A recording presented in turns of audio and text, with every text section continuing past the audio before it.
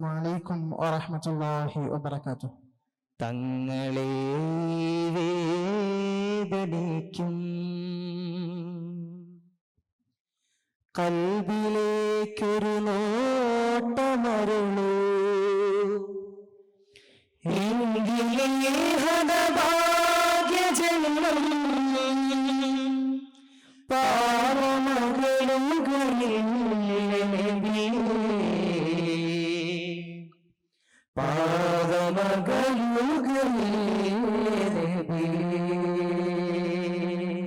ഇന്ന് ലോകരൊന്നടങ്കം നബി തങ്ങളുടെ മദ്ഹ് പാടി പറഞ്ഞുകൊണ്ടിരിക്കുകയാണ്. എല്ലാത്തിന്റെയും പരമപ്രധാനമായ ലക്ഷ്യം എന്നുള്ളത് അള്ളാഹുവിലേക്ക് എത്തിച്ചേരുക എന്നുള്ളതാണ്. അതിന്റെ പ്രധാന കവാടത്തിന്റെ ഒരു മിഫ്താഹാണ് മീം.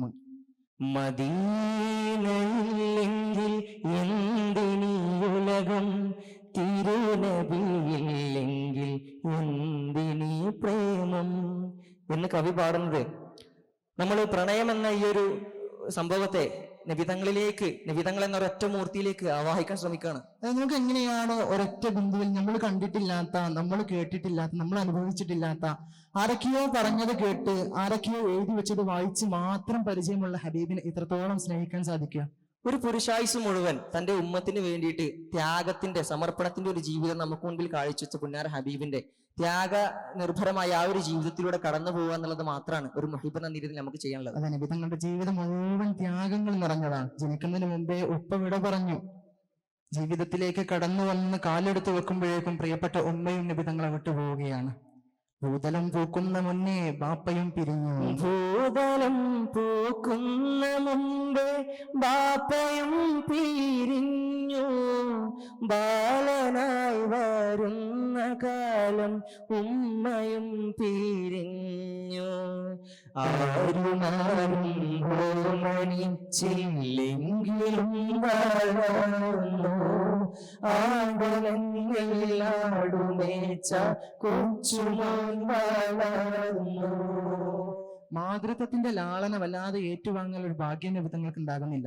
ഹലീമാബിയിൽ നിന്ന് നിബിധങ്ങൾ കടന്നു വരുന്നത് തന്നെ 4 വയസ്സാകുമ്പോഴാണ്. 6 വയസ്സായപ്പോഴേക്കും നിബിധങ്ങളുടെ ഉമ്മയും വിടവാങ്ങുകയാണ്. പുനര ഹബീബ് പൂർണ്ണാർത്ഥത്തിൽ ഒരു യതീമായിട്ട് മാറുകയാണ്. അത് ഈ യതീമായി ജീവിക്കുന്ന ഈ മനുഷ്യൻ അതിന് ലോകത്തിന് മുഴുവൻ ഒരു അത്താണിയായി മാറുന്നത്.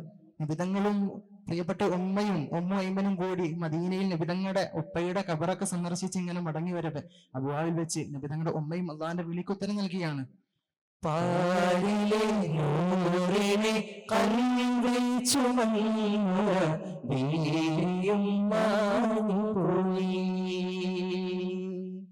രാവിലും പകലിലും അമ്മിനെ നോക്കിയ രാരിലും തോന്നുകയാ.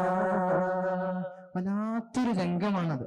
നബിതങ്ങളുടെ ഉമ്മക്ക് വേണ്ടി, ആമിന ബീവിക്ക് വേണ്ടി ഉമ്മയിമൻ ഇങ്ങനെ കബറ കുഴിക്കുമ്പോൾ നിസ്സഹായനായിക്കൊണ്ട് കണ്ണീരൊടുക്കിക്കൊണ്ട് അത് നോക്കി നിൽക്കുന്ന പ്രവാചകർ. അങ്ങനെ പിന്നെ നബിതങ്ങളുടെ സംരക്ഷണം ഏറ്റെടുക്കുന്ന അബ്ദുൽ മുത്തലിബും തൊട്ടടുത്ത വർഷങ്ങളിൽ തന്നെ നബിതങ്ങളെ വിടവാങ്ങുകയാണ്. പിന്നെ നബിതങ്ങളുടെ ജീവിതം പിന്നെ ആകെ മാറി മറിയുന്നത് നുബുവത്ത് ലഭിക്കുന്നതോടെയാണ്. അതുവരെ വളരെ സ്നേഹത്തോടെ, വാത്സല്യത്തോടെ, അൽ അമീൻ എന്നും അസാദിഖ് എന്നൊക്കെ വാത്സല്യത്തോടെ പേര് പറഞ്ഞു വിളിച്ചവർ പിന്നെ ദേഷ്യത്തോടെ നബിതങ്ങൾ നോക്കിയാണ്. ഒട്ടകത്തിന്റെ കുടൽമാല നബിതങ്ങളുടെ കഴുത്തിൽ കൊണ്ടുവന്നിടുകയാണ്. ആകെ ഉണ്ടായിരുന്ന ഒരു ആശ്വാസം അബൂ ത്വാലിബും ഖദീജ ബീവിയും ഒരേ വർഷം ചുരുങ്ങിയ ദിവസങ്ങൾക്കുള്ളിൽ നബിതങ്ങളെ വിട്ടുപോകുമ്പോൾ വല്ലാതെ തളർന്നു പോവുകയാണ് റസൂല്. നുബുവത്തിന്റെ ആ ഒരു തീവ്രതയിൽ, ആ ഒരു ഭയന്നിട്ട് ഖദീജയിലേക്ക് വരുമ്പോ ഖദീജ റളിയല്ലാഹു അൻഹ വാരിപ്പുണരുന്ന ഒരു രംഗമുണ്ട്. ഇഖ്റഇന്റെ വചനങ്ങളുടെ ഭാരം പേറിയിട്ട് പേടിച്ചരണ്ടുകൊണ്ട് നിബിധങ്ങൾ കടന്നു വരുമ്പോ ചേർത്തണച്ചുകൊണ്ട് ആശ്വാസവാക്കുകൾ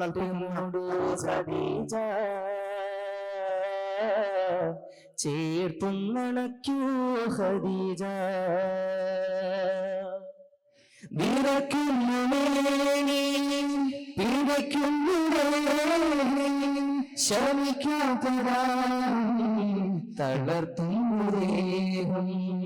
നബിതങ്ങളും ഖദീജാബിയും തമ്മിലുള്ള സുദൃഢമായ ബന്ധം പറയാന് ഖദീജാബി വഫാത്താകുന്നത് വരെ നബിതങ്ങളെ മറ്റൊരു വിവാഹത്തെ കുറിച്ച് ചിന്തിക്കുന്നതേ ഇല്ല. അത് മാത്രം മതി. ഈ ഖദീജാബിയുടെ വിയോഗം നബിതങ്ങൾ വല്ലാതെ ബാധിക്കുകയാണ്. പുനര ഹബീബ് അത്രമേൽ ഹൃദയം നുറുങ്ങുന്ന വേദനയിൽ നിൽക്കുമ്പോ ഒരു സാന്ത്വനത്തിന്റെ സ്പർശമായി വന്ന ഒരു എന്താ പറയാ പ്രണയത്തിന്റെ പേരായിരുന്നു ഖദീജ ബീവി. ഈ ഖദീജ ബീവി പ്രവാചകരെ വിട്ടുപിരിയുമ്പോൾ എത്രത്തോളം നബിയുടെ ഉള്ളകം നൊന്തിട്ടുണ്ടാകണം. ഹാലുകൾക്കുള്ളിലും നബിയാർക്ക് തുണയായി നബിമുത്തിൻ ഔലാദിൻ മധൂറും ഉമ്മയായി ഉപരോധ നാളിലും ഇലത്തിൻ്റെ കൂടെയായി യോഗത്തിൽ നബിയോടും തേങ്ങലായി. പിന്നീട് നബിതങ്ങൾ ഒരു വിഷമം പങ്കുവെക്കാൻ ഒരാളില്ലാതെ ഒരാശ്രയം തേടിയിട്ട് ഒരു സാന്ത്വനം തേടിയിട്ട് ത്വായിഫിലേക്ക് തന്റെ ബന്ധുക്കളെ തേടി പോവുകയാണ്. ആശ്രയം തേടിയിട്ട് പോവാണ് നബി. ഈ ത്വായിഫുകാർ നബിതങ്ങളെ സ്വീകരിക്കുന്നത് കല്ലെറിഞ്ഞുകൊണ്ടാണ്. നബിതങ്ങളെ ഭ്രാന്തനെന്ന് വിളിച്ചുകൊണ്ട് കുട്ടികളെ വിട്ട് കല്ലെറിഞ്ഞാട്ടി അയക്കുന്ന ത്വായിഫുകാർ. തരിമണൽ പോലും തേങ്ങി കരഞ്ഞിരുന്നു,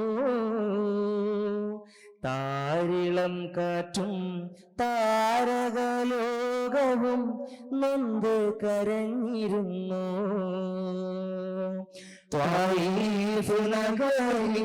തരിമണൽ പോലും തേങ്ങി കരഞ്ഞിരുന്നു, താരിളം കാറ്റും താരകലോകവും നൊന്ത് കരഞ്ഞിരുന്നു. ത്വായിഫിലെ മണ്ണും മണലും മണൽത്തരിയും നബിതങ്ങളുടെ ദുഃഖത്തിൽ പങ്കുചേർന്ന് കൂടെ വിതുമ്പുകയാണ്. ഇങ്ങനെ നിരന്തരം വരുന്ന ഈ ദുഃഖത്തിന്റെ പേമാരിയിൽ നിന്ന് നബിതങ്ങളെ കൈപിടിച്ച് ഉയർത്താൻ വേണ്ടിയിട്ട് പിന്നീട് അല്ലാഹു തആല ഒരു ആകാശ സമ്മാനം ഒരുക്കുകയാണ്. നബിതങ്ങൾ ആകാശ സൽക്കാരം.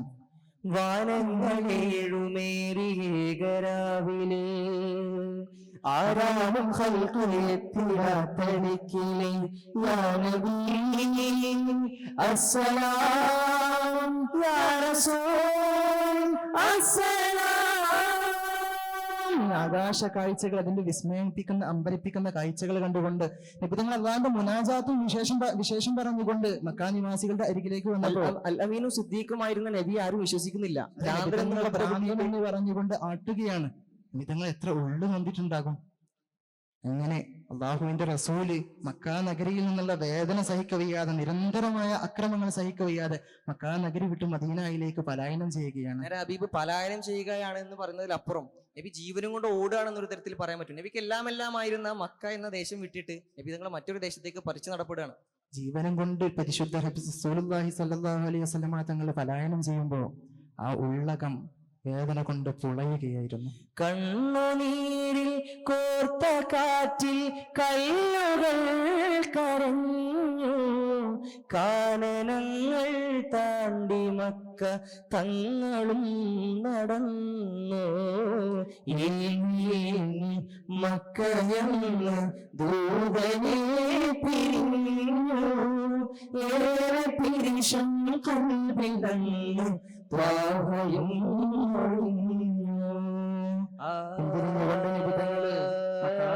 നോക്കിക്കൊണ്ട് പറഞ്ഞിട്ടുണ്ടാകണം, ഓ മക്ക, എനിക്ക് നിന്നെ പിരിയാൻ ഒരു താല്പര്യവുമില്ല. എന്റെ സാഹചര്യം എന്നെ അനുവദിച്ചിരുന്നുവെങ്കിൽ മർഹബാ പാടി റസൂലേ അങ്ങ് വേറ്റു മദീന.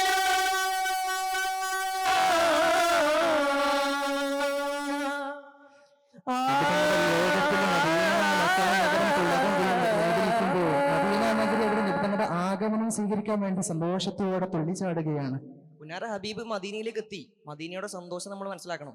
മദീനയിലെ സഹാബാക്കളെ നബിതങ്ങളെ സ്വീകരിക്കാൻ വേണ്ടി തിക്കും തിരക്കും കൂട്ടുകയാണ്. പുന്നാര ഹബീബ് മദീനയിലേക്ക് എത്തുമ്പോൾ നബിതങ്ങളെ സ്വീകരിച്ച് ആനയ്ക്ക് എത്താൻ വേണ്ടിയിട്ട് സ്വഹാബത്ത് മത്സരിക്കുന്നുണ്ട്. ആ ഒരു സംഭവമൊക്കെ നമുക്ക് അറിയുന്നതാണ്. കസ്ബയുടെ സംഭവം നമ്മൾ കേട്ടവരാണ്.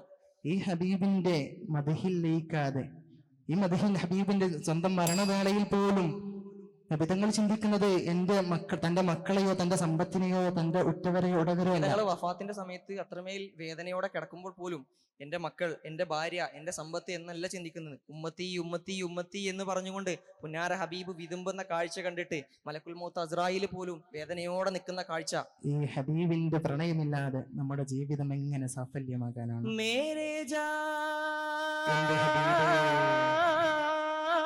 ഞങ്ങളങ്ങിലേക്ക് നടന്നെടുക്കുകയാണ്. പ്രകാശത്തിന് മേൽ പ്രകാശം ചൊരിയുന്ന അങ്ങയുടെ അനുപമ സത്തയിൽ നിന്ന് ഒരു വെളിച്ചക്കീറെങ്കിലും ഞങ്ങളുടെ വഴിയെ അയച്ചാലും, ഒരു കണ്ണും കാണാത്ത, ഒരു കാതും കേൾക്കാത്ത ഒരു ഭാവനയ്ക്കും പിടികൊടുക്കാത്ത അങ്ങയുടെ ഹുബിന്റെ നോറിൽ അലിഞ്ഞൊരു യാത്രയാണ് റസൂലേ. ഞങ്ങളെ കൈപിടിച്ച് സ്വീകരിക്കണം റസൂലേ, ഞങ്ങളെ കൈപിടിച്ച് സ്വീകരിക്കണം ഹബീബേ, ഞങ്ങളെ കൈപിടിച്ച് സ്വീകരിക്കണം ഹബീബേ. പ്രണയമാൽ പണിതുരാ ഭവനമാമദീനയിൽ